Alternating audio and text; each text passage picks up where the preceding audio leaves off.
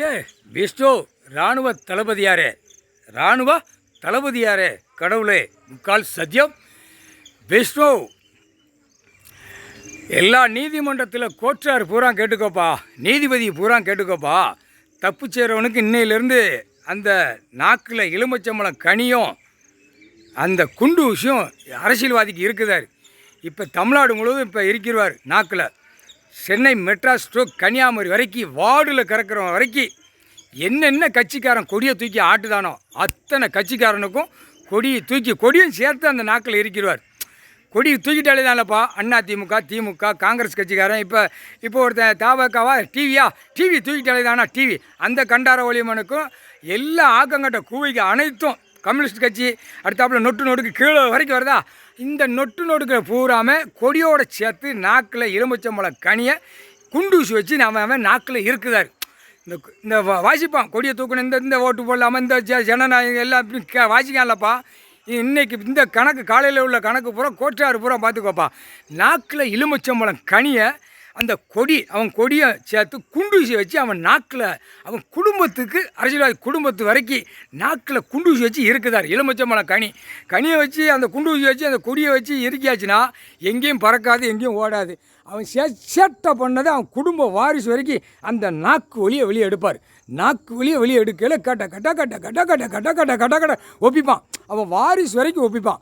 இத்தனை லட்சம் கோடி வாங்கியிருக்கோம், இத்தனை வண்டி கார் வாங்கியிருக்கோம், இத்தனை இடங்கள் வாங்கியிருக்கோம், இவ்வளோ மில்லு தொழிற்சாலை கட்டியிருக்கோம், இவ்வளோ கட்டடங்கள் பூரா போட்டிருக்கோம்.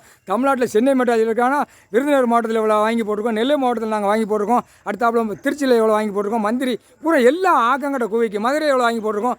எல்லா இடத்துலையும் அந்த நாக்கு எலுமிச்சம்பழம் கனியும் அந்த கொடியும் குண்டு வச்சு இருக்குதாரு. இன்றைக்கி அரசியல்வாதிக்கு நாக்கில் இருக்குதார்.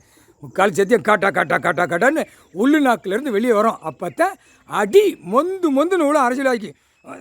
அப்படியே எத்த வேண்டிய இடத்துல அப்படியே 2 வெதரில் ஏற்றுவான், குண்டியில் மிதிப்பான். அந்த மாதிரி அடி வாங்குவான், அந்த மாதிரி விடுவார். முக்கால் சத்தியம். நீதி தளபதியாரே, நீதி தளபதியாரே, இராணுவ தளபதியாரே, முக்கால் சத்தியம். கடவுளே எல்லா ஜட்ஜி பூரா கேட்டுக்கப்பா, நாக்கில் இருக்குதாரு.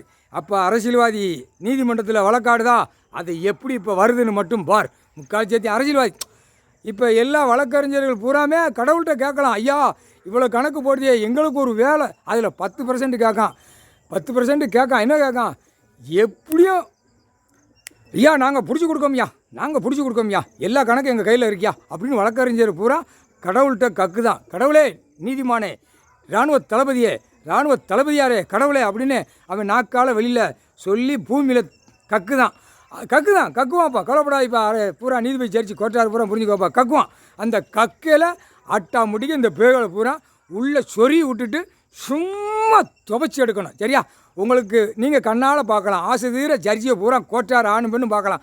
உங்களை வாசிக்க விட்டு பெட்டிஷன் இதில் போடு, அதில் போடு, அங்கே போடு, மூளையை கசக்கினானா இப்போ இவன் மூளையை கசக்கி விட்டுட்டு சும்மா அடி துவைச்சி எடுப்பான். வானர படைகள். முக்கால் சத்தியம்.